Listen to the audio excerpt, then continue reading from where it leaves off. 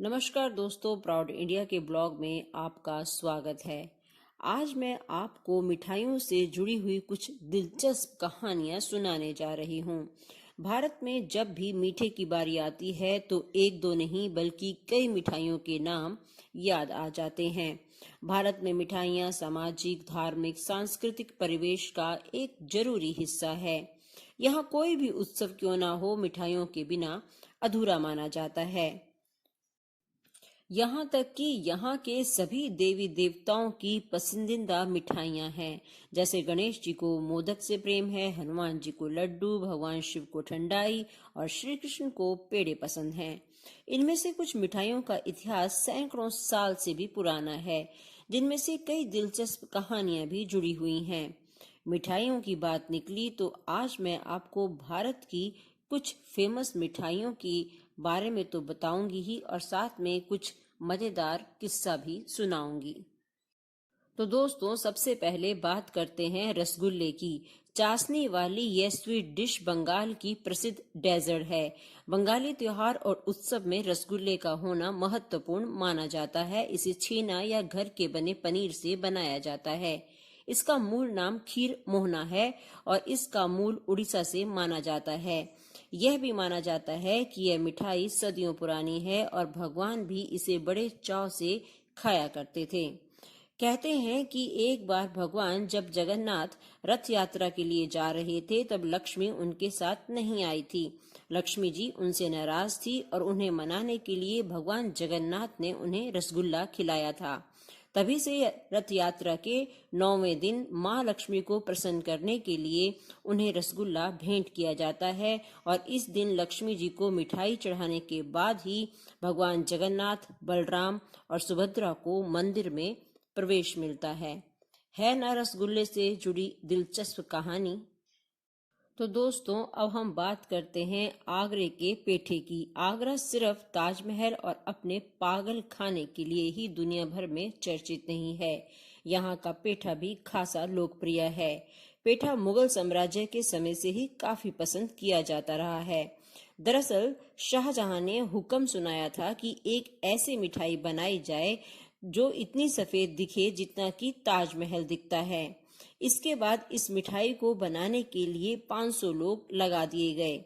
यह भी माना जाता है कि पेठा ताजमहल जितना ही पुराना है, क्योंकि यह ताजमहल बनाने वाले 21,000 मजदूरों के लिए बनाया गया था ताकि उन्हें इंस्टेंट एनर्जी मिल सके। पेठे को भगवान की मिठाई भी कहा जाता है, क्योंकि यह दुनिया का सबसे पवित्र स्वीट मानी जाती है। कद्दू, चीनी और पानी से मिलाकर यह लजीज मिठाई तैयार की जाती है। तो ये तो थी पेठे की कहानी। तो दोस्तों, अब मैं आपको अगली कहानी जो सुनाने जा रही हूँ उसके लिए आपको दिल थाम के बैठना पड़ेगा, क्योंकि उसका नाम है भुतिया हलवाई। जी हाँ, आज मैं आपको ऐसी मिठाई की दुकान के बारे में बताने जा रही हूँ जिसका नाम ही भुतिया हलवाई है। इस दुकान के नाम के रहस्य और उससे जुड़े हुए तथ्य से आज मैं आपको वाकिफ करवाने जा रही हूँ। ख्वाजा मोइनुद्दीन चिश्ती की दरगाह का शहर अजमेर शरीफ राजस्थान को अलग पहचान देता है। यहाँ पर हर धर्म के क्या, छोटे क्या और बड़े सभी लोग अपने दिल की मुराद को पूरा करने की इच्छा रखते हुए बाबा की दरगाह पर आते हैं। इस दरगाह पर चढ़ाए गए गुलाब के फूलों की भीनी भीनी खुशबू लोगों को आकर्षित करती है। साथ ही यहाँ की एक फेमस मिठाई की दुकान है जिसके पकवान की महक और इसका भुतिया इतिहास लोगों को यहाँ आने पर मजबूर करता है। अंग्रेजों के समय से यह भुतिया दुकान अलवर गेट नसीराबाद रोड पर स्थित यह भुतिया हलवाई की दुकान आज की नहीं बल्कि ब्रिटिश के जमाने की है, जिसे 1933 में बनाया गया था। कहा जाता है कि इस दुकान के मालिक की किस्मत रातों रात चमकी थी। तो आइए जानते हैं इस भुतिया दुकान के कुछ फैक्ट्स के बारे में। मथुरा के निवासी हैं दुकान के मालिक। 1933 में बनी इस दुकान के मालिक लालजी मूलचंद मथुरा के निवासी थे, जिन्होंने अजमेर आकर इस दुकान को स्थापित किया। उस समय ब्रिटिश शासन था तो दुकानें 5 बजे बंद हो जाया करती थी।